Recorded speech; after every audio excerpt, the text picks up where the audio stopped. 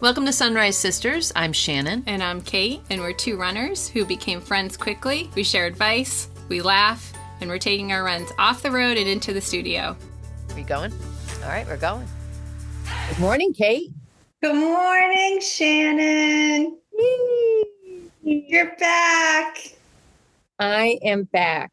I came back yesterday. I was home at 4:30 in the afternoon and had what I think was a 36-hour Friday. Yeah, you were telling me that you were leaving at 1 and coming back at 4 and traveling till 6 and around 8 a.m. to 8 p.m. and then back again at noon. And I'm like, wait, what time frame are we talking about? What zone?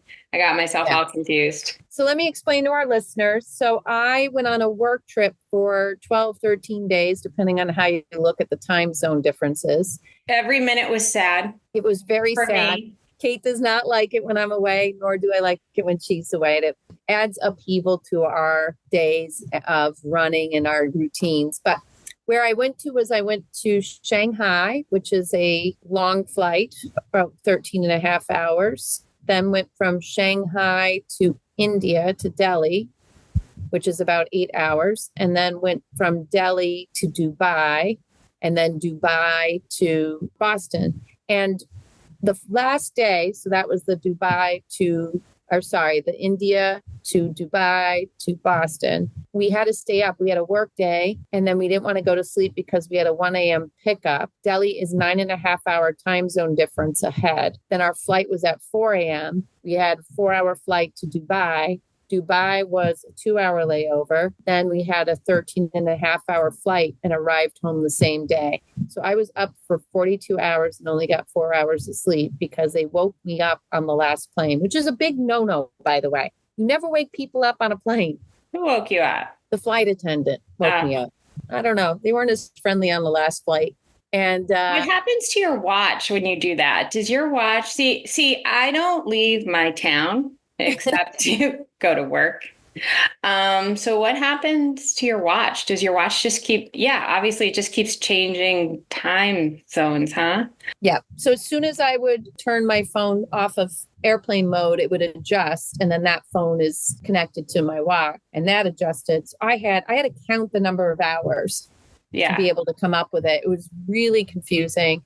I went to bed, though. Luckily, I took something, went to bed at 8 o'clock. I slept till about 5, although my watch told me I only slept 5 hours and some odd. So I think it was confused. Yeah, it was totally confused like me. Anyway, point is, I got up, normal day, got up out of bed around 5:30 because I couldn't sleep anymore, which I thought was kind of interesting. That's, close to my normal wake up time. Yeah. But I definitely feel a little cuckoo, I don't know how you're doing it. You must be so confused. Did you run while you were away? All right. So let's talk about that. Okay. So I did run in Shanghai. Shanghai is a very safe city. The weather was probably on par to what it is here, a little less humid. It's a very beautiful city. So I had a running group from the hotel. They give you a little card and they had a gym. So I ran 3 days. And I did 1 day of weight training and I did stretching. So I did really, really well. Are there a lot of runners? Did you see a lot of runners? Do they wave to you? When you run, do you wave to each other like they don't do here in our town? Well, it's China. So I had this paranoia of how I behaved and acted at all times. So a couple of funny stories. We were near the Bund River, B-U-N-D, and it had a very beautiful view, and there were a lot of runners and people nodded. They tended to nod. So a lot of people in China that have been in China think blonde hair is really interesting. And it's the second time I got stopped by a group of women to take their picture with me. So I actually took my picture with them as well. And they asked how old I was. And then when I told them I was 54, they stared at me and didn't say a thing. So I thought that was really weird. That's my universal theory that runners give just a sign, a hold up your hand kind of wave, because you don't need to talk like you're running, you're out of breath. It's just a, hey, I feel you. And Yes. it's my opinion that should be a universal running greeting, just like the motorcyclists do. Or if you have a Volkswagen Bug Oh, really? or a Prius, don't they all wave at each Oh, other? and Jeeps. Look at this. Okay. So anyways, but it's not, you're not testing that theory. I mean, you're not saying it's true. It's not true. Well, there was nods, there were like kind of like, hey, we're out here kind of nod. And I went early, so that was good. Were they faster than you? Yes. Or slower? Mm. I was very slow, very slow, very slow. Last day I could barely, because I had trouble sleeping a few times in Shanghai. Yeah. One night I only got 4 hours of sleep, and I found that I was struggling a little bit. So the last day I ran and walked my way back because I felt pretty hollow. You know that feeling when that's how I feel today. Hollow. Yeah. Okay. So then I went to India, and the week before I was in India, they had temperatures of 123. While we were there, it was about 109 to 113. Is it humid? A little bit, but not much. You cannot run out on the street there. It's not safe. If I told you, it would be a whole other subject, but I will just tell you, in India, everybody drives crazy, and yet no accidents. Didn't see one. People go on the wrong side of the road. There's people just walking. They cross right in front of you. People squeeze in between. There's motorbikes. There's bicycles. There's people on bikes with carting people and a little cab behind the thing. And everybody's in every lane. And they all beep the entire time you're there. Beep, beep, beep, beep, beep, beep, beep. And it's not angry beeping. It's just, I'm here. Everybody. In fact, at one point, we were about to turn onto a divided road, and all the cars were coming toward us. And we said to the driver, oh my God, you're not supposed to be here. They're all coming toward us. And he said, no, they were on my side of the road. There's cows. You do not go out of the hotel. But the hotel we stayed in was a resort hotel. It was gorgeous. And it had a tiny, tiny little gym. And now I'm going to talk about a subject of what running looked like there. The treadmill. Because it's 90 degrees all night. I'm going to tell you, who in the world likes to run on a treadmill? I refuse. I refuse to run on it. The whole time I felt like I was going to fall off. So I did brisk walking. Yeah. People were running next to me. I hated all of them. Hated them.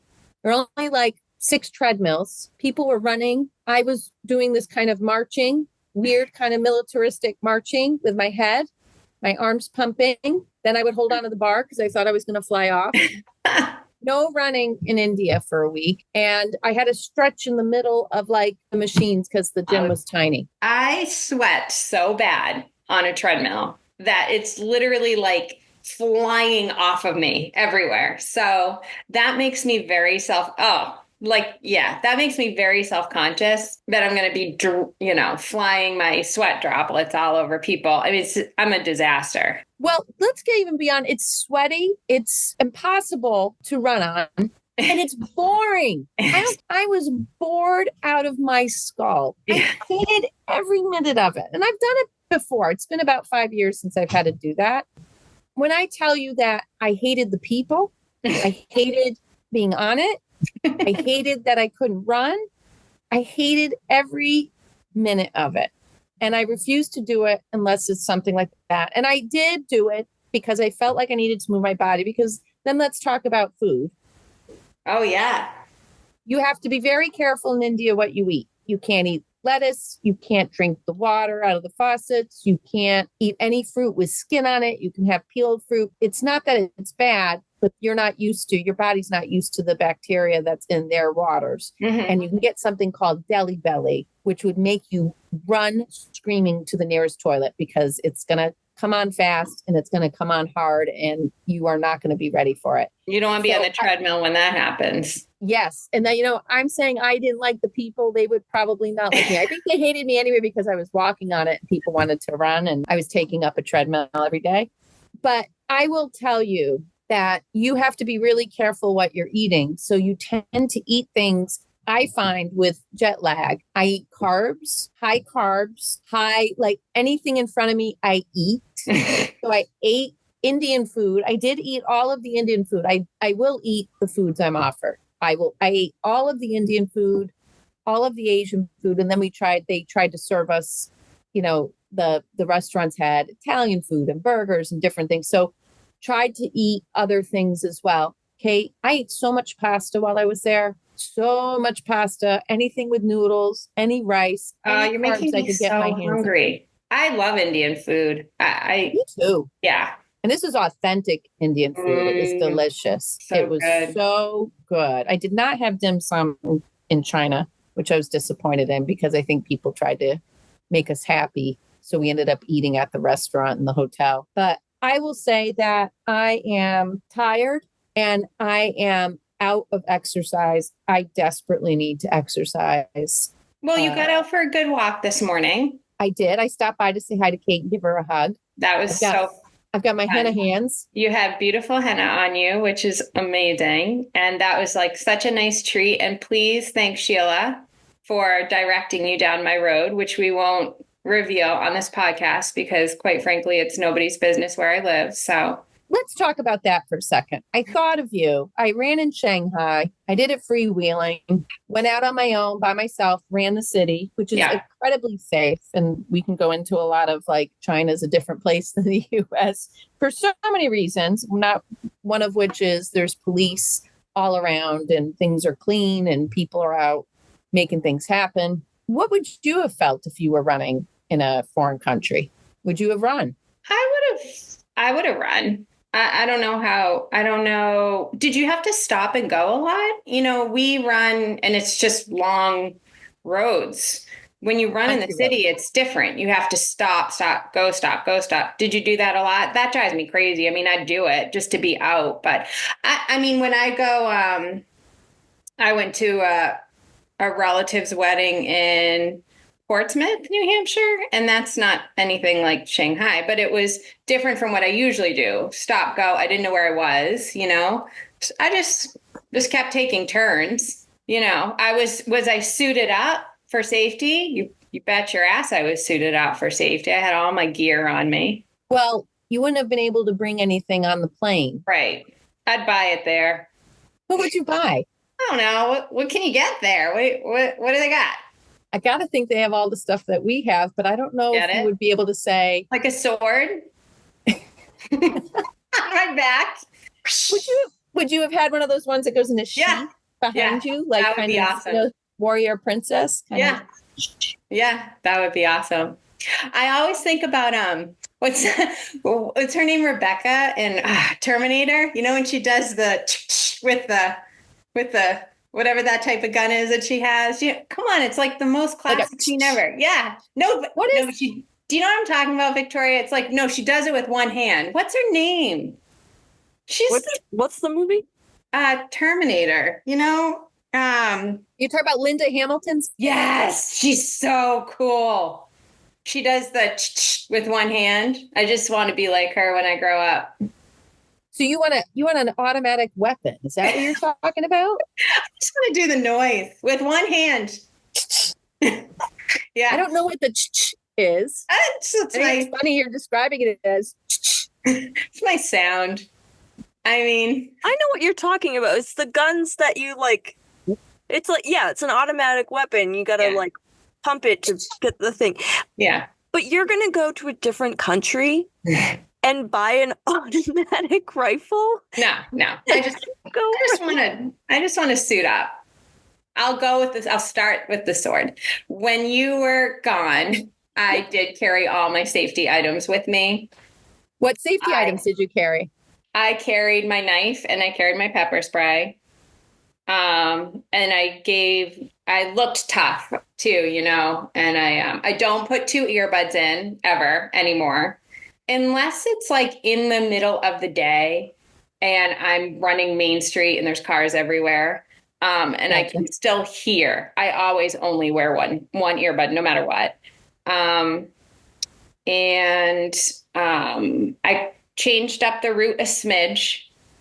I changed up the time a little bit. So I was in different places than we normally are because I think we're so routine that we have the same cars that go by us. And I didn't want to give them any ideas. I mean, they weren't messing with me, that's for sure.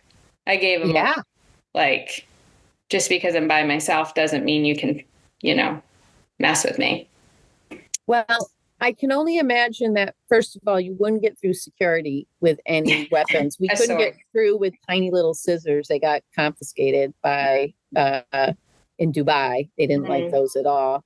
And China is one of those places that, not to get political or anything, but I don't mess around in China too. I don't know what they're going to be unhappy with. Like, you asked me about crossing the road, and I would get like a stoplight, what I mean, to go through the different blocks. And I was very careful. I wondered if jaywalking would have gotten me in trouble because there's police around, right? Yeah. They have drones that fly around. It's really kind of, oh, really? Feel the difference. Oh yeah, they have safety drones. Wow. But at the same time, people are very Americanized. People are in designer stuff. There's the whole thing. You feel like you're in any other city. It's very cool. Stick out like a sore thumb. Yeah, we definitely. People saw you had me at the designer stuff. Like, that's where it was. Oh, so you must have loved it. I loved it. Yeah, loved it. And walking around was fantastic. People to whiz through lights and come around a corner on those scooters. So you really have to be careful. But then I started just crossing if there was nothing coming because I was early enough, and I felt really safe. India, I would not go because I would just die because there's everything coming at you and dogs and roaming the street. Oh, I had a dog come at me this morning on my run. You did? Yeah. All right. Let's go a little sideways on that and talk about it, because where was that dog? I got worried walking with Sheila. I don't want to say, I'll tell you, because I don't want to like put this person on, but it's a dog that I thought could not leave the yard, and I was well out into the road, and it came out at me, and I was running, and I knew it was coming and barking at me. That's always a thing. Like, we think about people and we also think about animals, because we've had that. Remember on our old route, we used to have that dog who would aggressively come at us. Remember that dog? Yeah, we had to yell at the owner because it was charging us. You can tell when a dog's just friendly and when it's charging you. I get terrified when they charge. Right, when it's aggressive. So this dog was aggressive. It didn't want me. It didn't want me where I was. So I ran, and I saw this black thing continuing to come out into the road. And then it ran up behind me and nipped at my feet. What'd you do? I ran a little bit more because I thought, I'm like, I have to run away from this dog. And then it finally stopped, but it did chase me a little bit down the road. And then I stopped and I turned around and I was like, what the, I yelled it at the dog. I don't know what I can and can't say here, but I definitely said it to the dog. So, and then it turned around and went back into its yard, but I was not happy at all about that. It didn't bite me, but it was like aggressive that way. You have to get our dog spray. So listeners, I'm going to tell you something. If you have a dog that charges people, get it on a leash. Don't allow it to go out in your yard by yourself. If it can't stay in the yard, people who walk, people who run, kids on the street don't want your dog coming at you. And especially if they're going to nip at your heels. That makes me really mad. My husband had a dog do it, and it was over on a neighbor's property. It was a visitor that kept bringing their dog over, and it would charge out to other dogs and bite them and do all this stuff. My husband front kicked it right under the chin, and it yelped and went, bah, bah, bah, bah, and ran off and never did it again. But I was thinking, this dog's going to chase me down the road. Now, I did have my pepper spray with me. I could have sprayed it. I would have sprayed it. Remember when we used to do our old route and we came up with an idea that we should have like things jump out at us just so we can practice our response? So you wouldn't use me as the full body shield, which is what tends to happen. Well, I just need rehearsal. You know what I mean? Yes. So if I needed to, would I? Yeah, of course I would. So I'm imagining you in a foreign country trying to run with a giant sword or an automatic weapon that you go like fully geared up and running away and throwing you in front of me. like, you wouldn't what's get the arrested point? at all. You wouldn't get arrested at all. And now and that dog, we're going to have to teach it a lesson, which makes me mad because also it's the people that own its fault, not the dog, right? Because but you have to defend yourself. It's nipping. That poor dog. Poor dog, but no poor dog. For us, if we get bitten or get chased, the heck with that. Yeah. Well, I think people with dogs also, like, I know that my little baby Mia would never bite anyone, but she's the one that took me out when I fell in the road and had to get stitches because she saw a little dog. So it's almost like just a blanket. Just have your dog on a leash.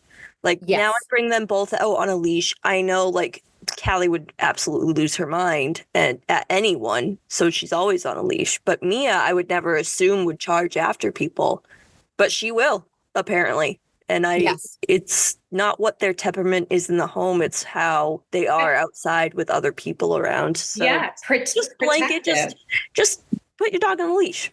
Yeah, exactly. I have a bunny that charges at me too when I'm in the house. It can go right in the little mudroom, and when it just aggressively hops at me. So I would never even let that out. I mean, too dangerous, too risky. You're talking about a rabbit? Your rabbit? Yeah. Bunnicula? Would it come at you and try to bite you? She aggressively hops at me sometimes. She's a miniature rabbit. And like, calm down. She charges your sneakers and then she just stops. It's very intimidating. I have no idea how to respond to that other than you are really fearful. Thank you. You're welcome. So I just want to get back to travel because people are going on vacation. Travel was very out of the box, not really what people are going to do. They're not going to go 12 hours away and have 9 to 12 hours away and have all these time zones. But people are going to travel, and I'm going to go on vacation. You're going to go on vacation. And I think one of the things I had to think about was getting out of my routine and being okay that exercise or running isn't going to look like it does at home, as well as the 90 pounds of carbs that I ate. How do you prepare, Kate, when you travel? What do you prepare? Do you tend to do your regular routine, or do you try to be a little bit more understanding and let yourself just do what you want? I forgot about that because that is coming up. People will travel. So what do? I do run when I'm away. And so now I'm anxious because we are going to North Conway for a few days and it's very woodsy where we are. So I'm not sure what I'll do. I don't know I'm going to feel super comfortable running. So I might not run, and then I'll be very, very antsy when I get back. We'll do a lot of walking and hiking, but running definitely calms me down. So, I'll go for a few days. I may not run. I might not like that at all, but we'll see. Sometimes I'll just go out and back in a place, that I know. We go to the Cape a lot, or we used to go to the Cape a lot. So when we would drive around, I'd just kind of say, oh, I could run down here or whatever. And that would be my, running route. Gotcha. I think for me, I had to be forgiving because I couldn't really run, or I didn't want to run on the treadmill. So I had to do some walking. I got up and moved my body and stretched my body a lot, which felt really good. I do not like lifting weights by myself. I like it in a class, and I did one day, and definitely I can feel that I'm going to need to get myself back into it. But I did like moving my body, and that was the point. So even though I was on the treadmill and I hated every moment of it and thought it was boring and hated the people around me and thought treadmills were stupid and people who use treadmills were stupid, even though I was on there being stupid, I at least felt like I moved my body. Even if it was for 15 or 20 minutes, I did it. So that part was good. I think when I look around, I think a couple months ago, I went to Lake Placid with my son for hockey, and the hills are insane where we were. And I just said, I'd like to run this and just see what happens. So I think it was maybe like a couple miles of complete uphill, just out and back, just something. I just need to do something. So you're right, just to be flexible. It's not going to be exactly your length of running that you're typically might do, but Yeah. I mean, something feels good just to, and it's fun. It's fun to get out and move around in a place you don't usually go. I think when you're a runner, that's part of the sightseeing, I guess, is to be able to see a brand someplace different. I like that. That's true. Sometimes when you go a new place, actually running is getting to see that place. And I would say that in Shanghai. I got to see more of the city. I got to do the running route that they give you. And it was really cool. I got to see buildings, older buildings, the newer side of Shanghai, which is really cool, and do it on my own timing and early in the morning. I do have a really funny story about Delhi, I have to tell you. So we stay at a hotel. Neither of us or any of us could afford in real life, but because it's for work, they want to make sure we're set up and we have the services. It's right near where we were working. We got to stay in it. And part of what they pride themselves on at this hotel in India is service. So there's people everywhere trying to help you, saying hello, asking you if you need anything, if you're happy, if you like the breakfast. People come and ask you all the time. One of the charms that my colleagues told me about that were there and had been there before was that they give you a little present. They look around at what you're doing in your room and try to give you something. So the first couple of days, one of the women got some really cute toiletries. I noticed that you have a lot of, items out. I'm going to give you some more toiletries. Got extra hand cream, got extra bath salts, got all these cute little things. Adorable. The other woman got a note saying, I noticed that you have a lot of fashion clothes. Here's a scarf you might like. Wow. Really sweet, right? So I waited and waited and waited for mine, and my running shoes were out. And I got a note that saying, I noticed that you might want something for your stay. Here are foot deodorizers. And they were sachets you put in your shoes to make them smell better. And they propped up my running shoes that day. And everybody else, I felt like Charlie Brown on the Great Pumpkin, Charlie Brown, where everybody got candy and I got a rock. Now, the foot deodorizers are amazing. It's filled with jasmine in the pouches, but I got foot deodorizers. No scarf, no toiletries. Other people got glasses cases made of like a beautiful fabric. I have foot deodorizers. Foot deodorizers, Kate, foot deodorizers. And I will say right now, my feet do smell like jasmine. I stuff them in my sneakers. Oh my gosh, your feet smell like jasmine. Yeah. Amazing. I love that. Sunrise Sisters would like to thank Sterling-Lancaster Community Television, all of our friends on social media, our listeners. I'd like to thank Brooke Winsman for our fantastic logo. Thanks for listening. I'm Shannon. And I'm Kate, and thanks for running with us.